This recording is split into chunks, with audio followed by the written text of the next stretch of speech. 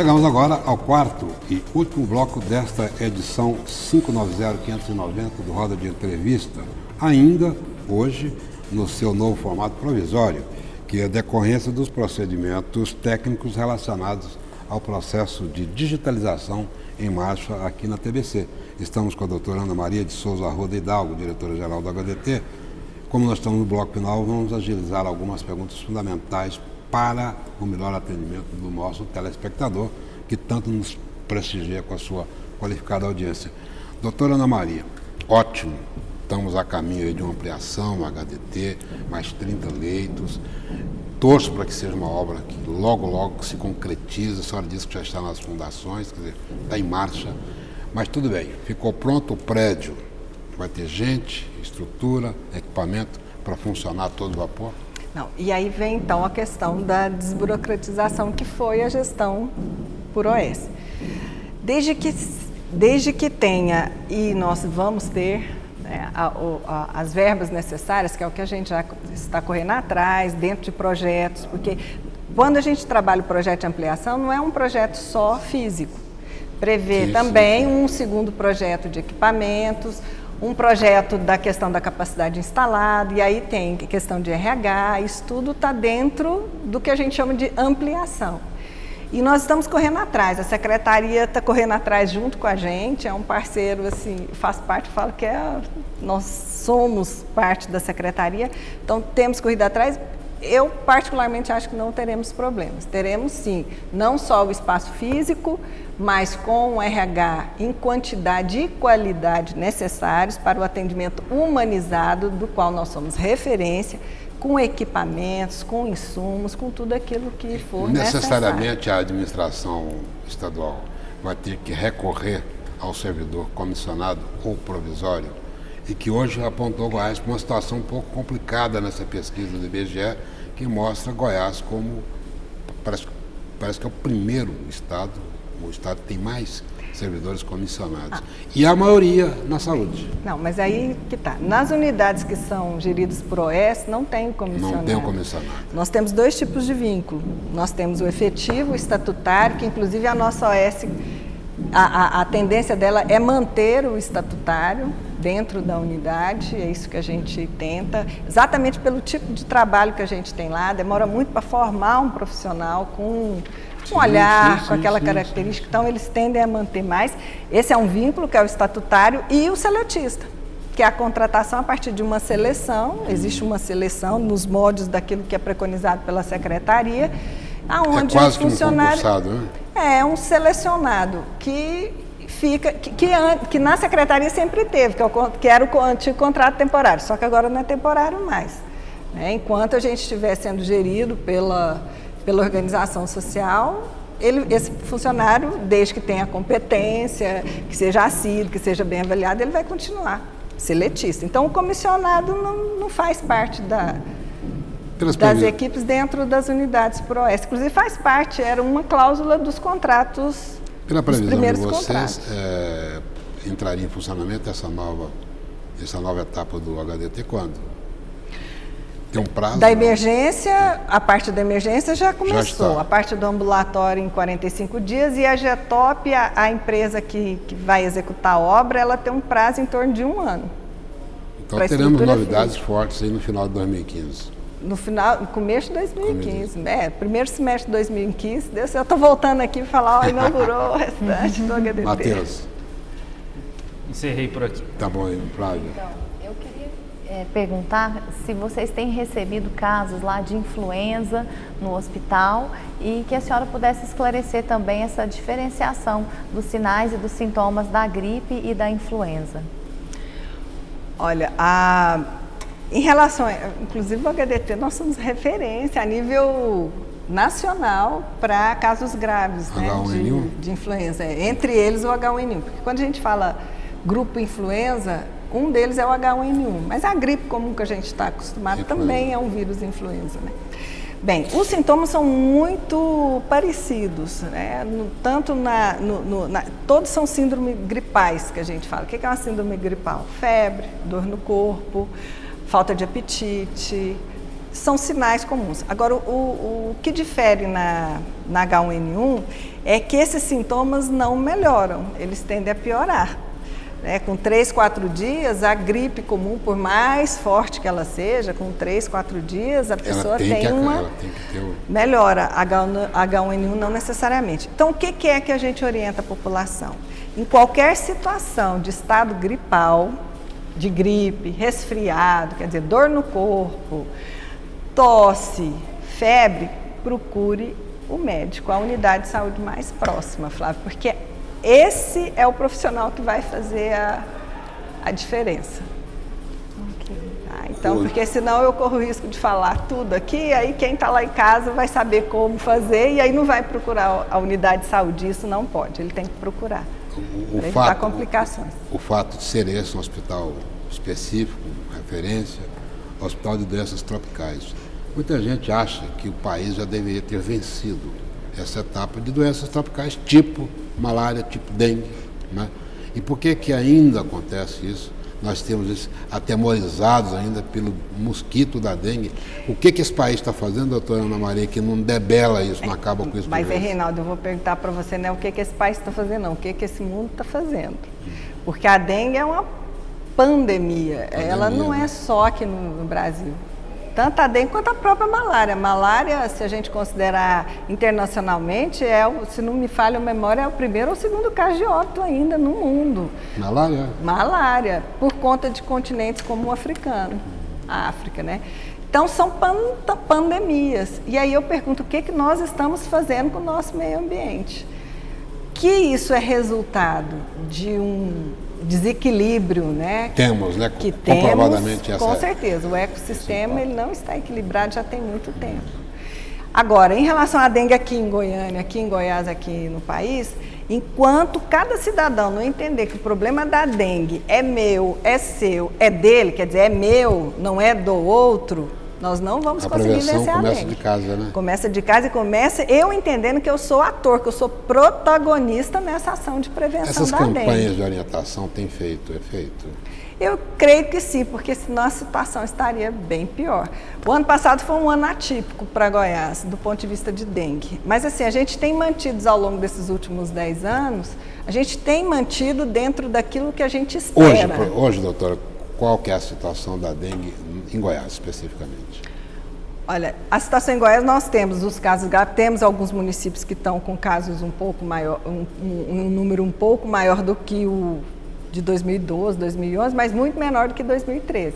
Então, eu acredito que nós estamos numa situação ainda confortável, do ponto de vista epidemiológico. Melhor do que a do ano passado. Muito melhor do que o do ano passado.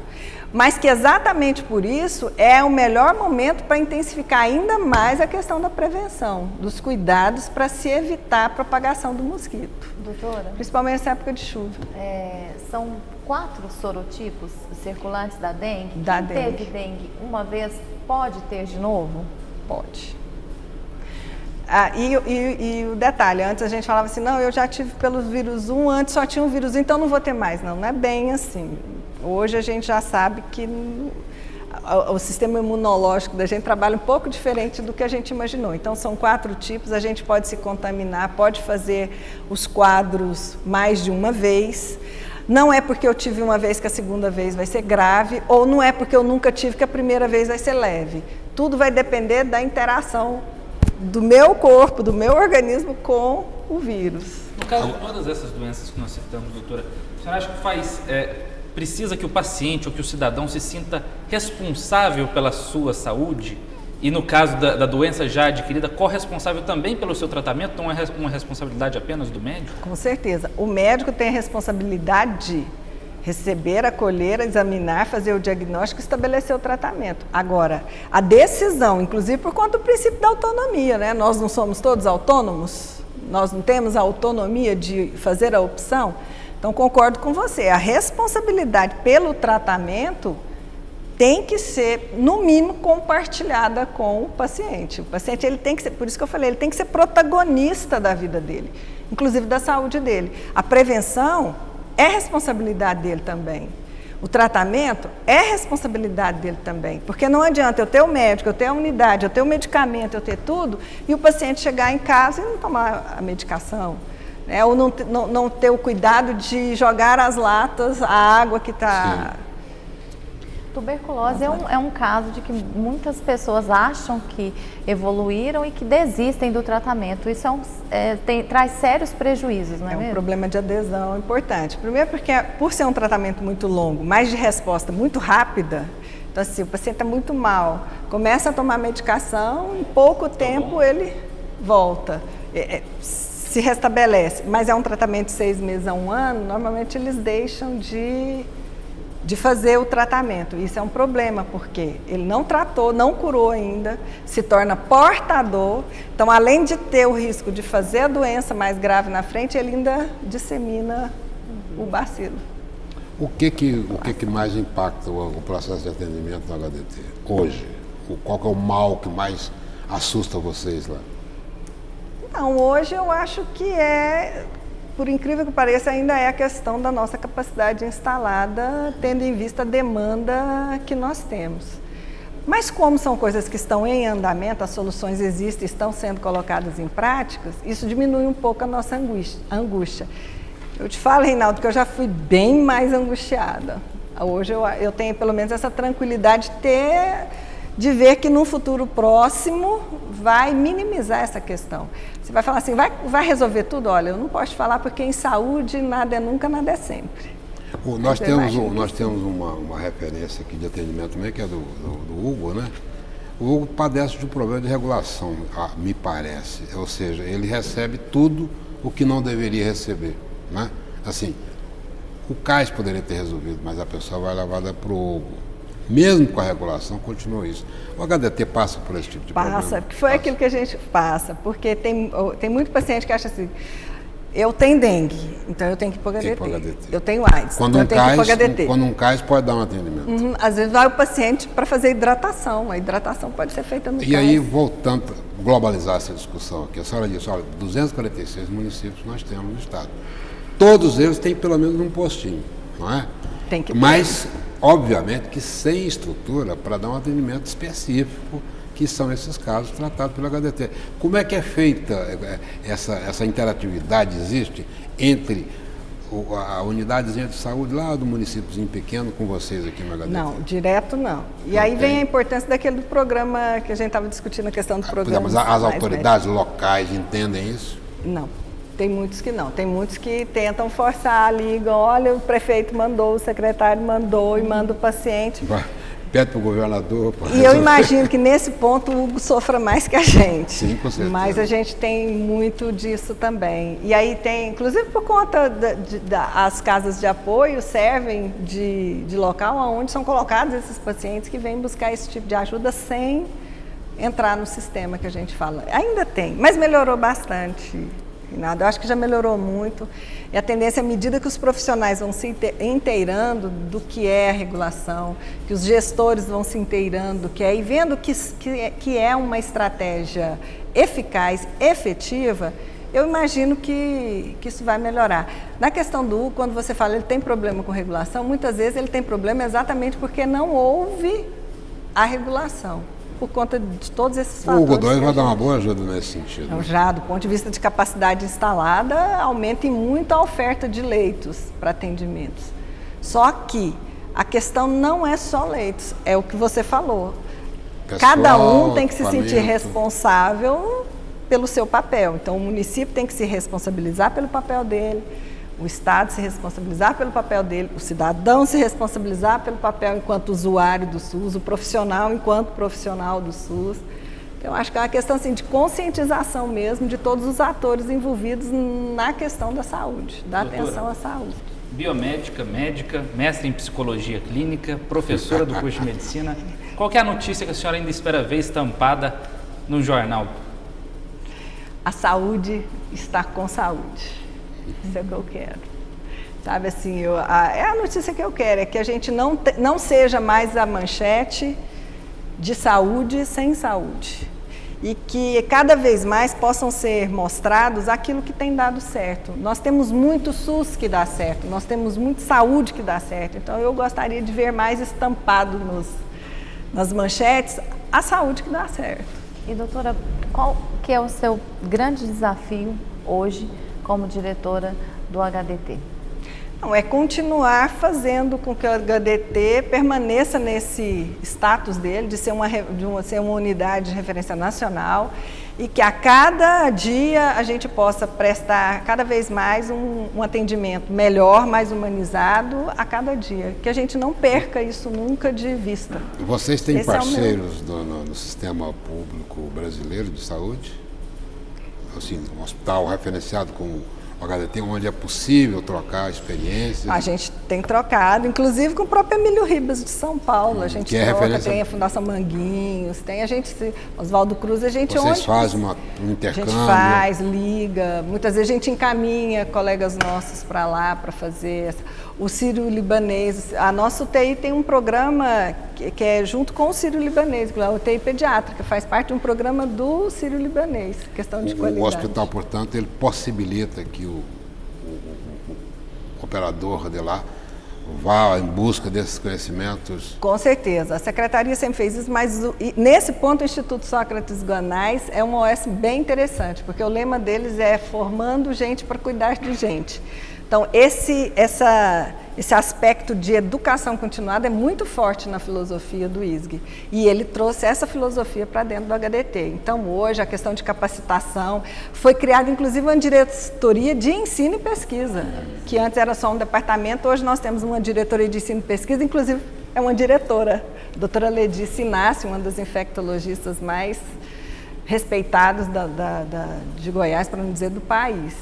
Foi professora nossa, uma pessoa muito respeitada, ela é diretora de ensino e pesquisa, exatamente pela importância que se dá a essa face, né, dentro de uma unidade de saúde, que é a capacitação continuada. Doutora, vocês estão buscando também a acreditação da ONU? Acreditação, estamos correndo a olhos vistos atrás da acreditação pela ONU, que vai ser, mais uma vez, eu falo assim, a acreditação, ela não vai ser, para nós, mais uma ferramenta no sentido de mostrar a qualidade e aprender a se qualificar cada vez mais.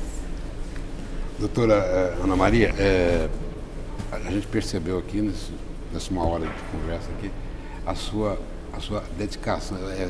É como se diz, um médico, um sacerdote. No seu caso, uma sacerdotisa, né?